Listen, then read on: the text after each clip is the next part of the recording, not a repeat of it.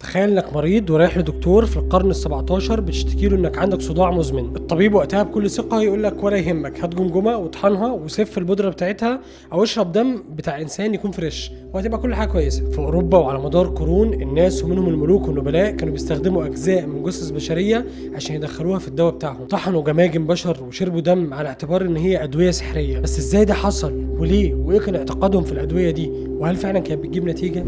القصة هتبدأ من زمن الفراعنة، كانوا بيستخدموا المومياوات كرمز للقوة والخلود، لكن الأوروبيين خدوا خطوة أبعد من كده بكتير. في القرون الوسطى في أوروبا هيبدأ يظهر اتجاه غريب اسمه موميا، كانوا بيعتقدوا إن طحن المومياوات المصرية واستخدامها في وصفات طبية ممكن يعالج أمراض مختلفة، واللي حصل بعد كده كان أسوأ. في القرن ال16 وال17 هتلاقي وصفة مشهورة جدا اسمها إليكسير أوف لايف، يعني إكسير الحياة، ودي بتحتوي على دم إنسان مات دلوقتي حالا. الناس كانت بتروح لساحات الإعدام عشان تشرب من دم إنسان اتعدم حالا، لأنهم كانوا بيعتقدوا ان الدم فيه قوة الحياة وان شرب الدم الحديث بيشفي الصرع. حتى ان طبيب الماني مشهور اسمه اوزولد كرول هيكتب يقول ان دم الانسان طازج ودافئ وبيعيد بناء الجسم من تاني ويساعد العقل على الاتزان.